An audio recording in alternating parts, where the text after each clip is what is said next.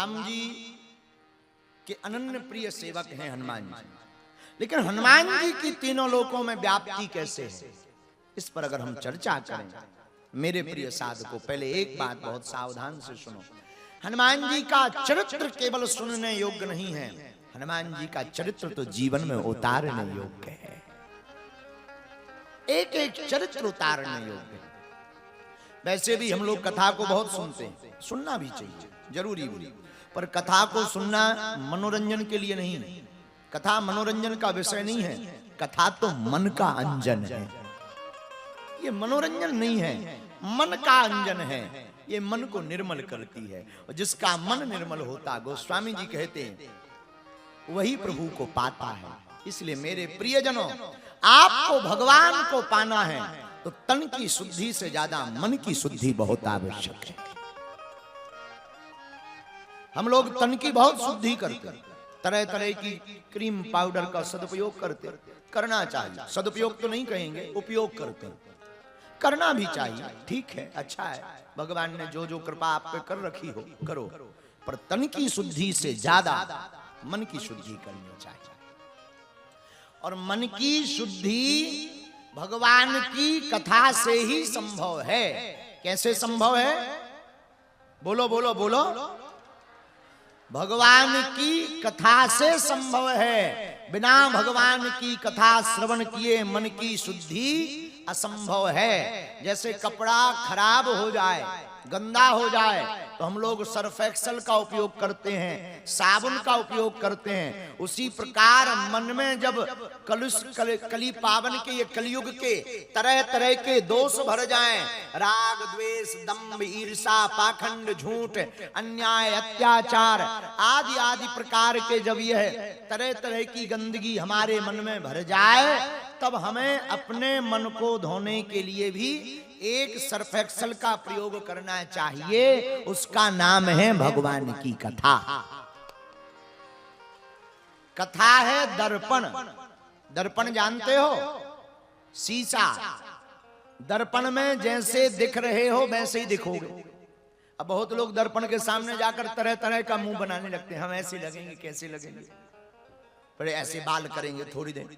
हाँ, दर्पण को देखना चाहिए, देखना बुरा नहीं है, हम भी देखते हैं, लेकिन केवल दर्पण को ही नहीं देखना चाहिए, क्योंकि दर्पण से कुछ ज्यादा सुधार होने वाला नहीं है। दर्पण है आईना। उसी प्रकार कथा में बैठना तो चाहिए, पर केवल सुनना भर नहीं चाहिए, कथा को जीवन में उतारना भी चाहिए। अब बुरा ना मानना, पर बोल देना चाहिए। कथा में तो लाखों लोग बैठते हैं, पर कथा किसी किसी में बैठती है।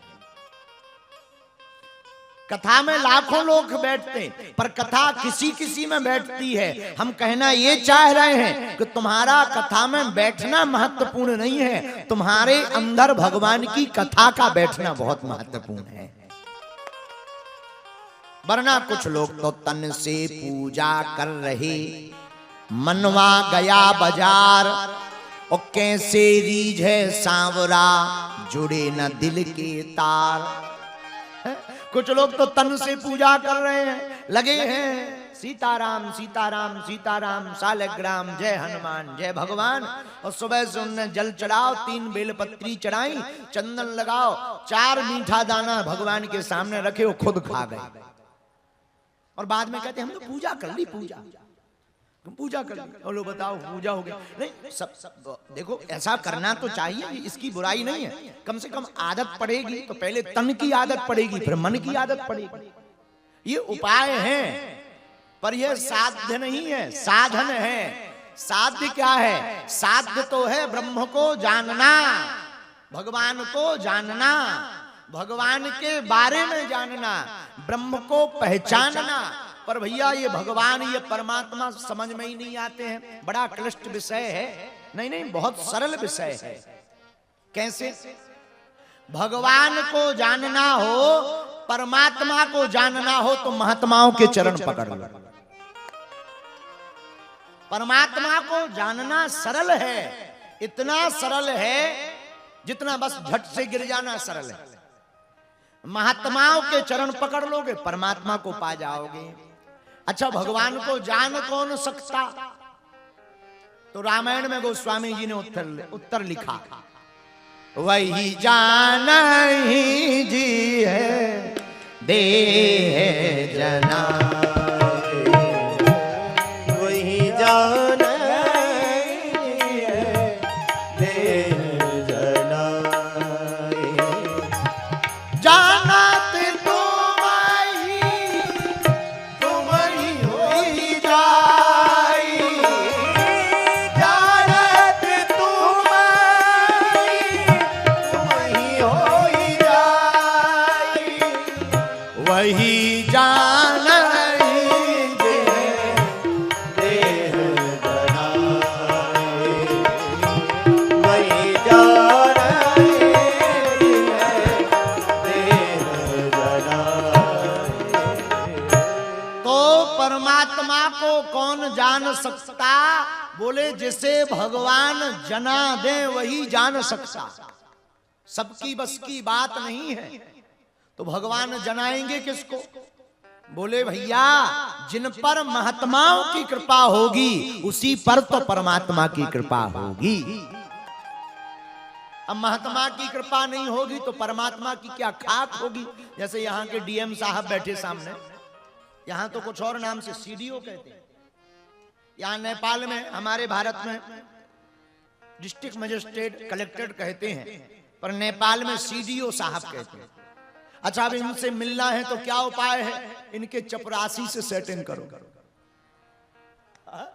इनसे मिलना है तो जो इनके द्वार पर द्वारपाल लगे रहते हैं कट्टा बंदूक लिए हुए मूंछों वाले, उनसे सेटिंग करो। भैया एक थोड़ा सा कुछ काम है, जाना है अंदर। नहीं अभी नहीं, बिजी है साहब, अभी नहीं, बाहर जा। लेकिन अगर चपरासी अपना हो, द्वार पर पहरेदार जो लगा वो प्रेमी हो, भले ही साहब बिजी होंगे पर वो अंदर आकर साहब से कहेगा, साहब आपका एक बहुत प्रिय आदमी है, आपके लिए बहुत लड़ता है, समाज में आपकी बहुत वाहवाही करता है, अगर आप बुरा ना मानो तो 1 मिनट बुला दे। हाँ ठीक है ले आओ ले आओ ले आओ। साहब ने कह दिया ले आओ, वो बाहर आकर के काम बन गया, जल्दी जाओ। बताओ 2 मिनट में मिलना हो जाता है। और अगर ना चाहे तो साहब फ्री लो हो, भीतर टीवी देख रहे हो एसी चलाकर, फिर भी द्वारपाल अगर कह दिया कि बिजी है तो बिजी है। अब कौन देखने जा रहा कि फ्री है कि बिजी है?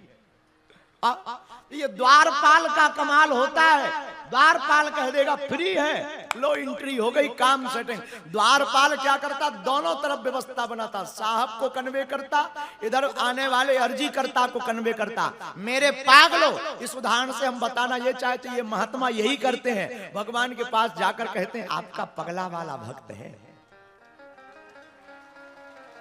आप जरा बाह रख दो, इसके माथ पर अपना हाथ रख दो, आपका दासानुदास है, बड़ी कृपा होगी, बड़ा दीनहीन है, हमारा चाहे भजन सपोर्ट में लगा लो, हमारी गारंटी कार्ड लगा लो, लेकिन इस पर कृपा कर दो। उधर भक्त से कहते हैं भगवान को खूब भजो, जल में जैसे बिलग करने पर जल से मीन तड़पती है, वैसे ही तुम भगवान के लिए तड़पो, भगवान तुम्हें मिल जाएंगे। ये महात्माओं का काम है। तो परमात्मा को पाना है तो महात्माओं के चरण पकड़ने ही पड़ेंगे। बोलो हाँ जी या ना जी? कुछ लोग तो अपनी लुगाइयों के चरण पकड़ लेते हैं और फिर कहते हैं कल्याण नहीं हो रहा। अब लुगाई के चरण पकड़ने से कल्याण थोड़ी होता है, लेकिन हुआ है कई लोगों का। एक बार हम कथा सुना रहे थे तुलसीदास जी की, अब श्री तुलसीदास जी महाराज जी चले गए हैं तो नहीं तो बाद में गाली बकने लगे, आफत हो जाएगी। तो हाँ एक बार हम कथा सुना रहे थे, हमने कहा तुलसीदास जी की देखो कितनी महिमा है, कलिकुल शेखर हैं, पावनावतार हैं, इनकी कलम ने क्या कमाल किया, हुलसी के तुलसी ने क्या कमाल किया। सोई एक नेपाल का चतरा का रहने वाला चंगीलाल खड़ा हो गया। हम कहे भाई साहब तुम क्यों खड़े हो गए? अरे बोले तुलसीदास जी की महिमा नहीं है, तुलसीदास जी की जो पत्नी थी लुगाई बाई रत्नावली की महिमा है। हम कहा उसकी क्या महिमा है? बोले ना वो उनको ठोकर मारती, ना ताने सुनाती, ना तुलसी जी तुलसीदास बन पाती। हम कहा नहीं बात तो सही है, अब नेपाल का आदमी जीत तो कोई सकता नहीं उनसे, लेकिन अपन भी बुंदेलखंड के गुरु हार जाएं ऐसा तो सीखा ही नहीं। हमने हाथ जोड़कर कहा, हे नेपाली महापुरुष, आपकी बात सही है, रत्नावली ने रास्ता दिखाया, पर एक बात बुरा ना मानना, अगर पत्नी की डांट से कोई तुलसीदास बनता होता तो आज घर घर तुलसीदास बने बैठे होते।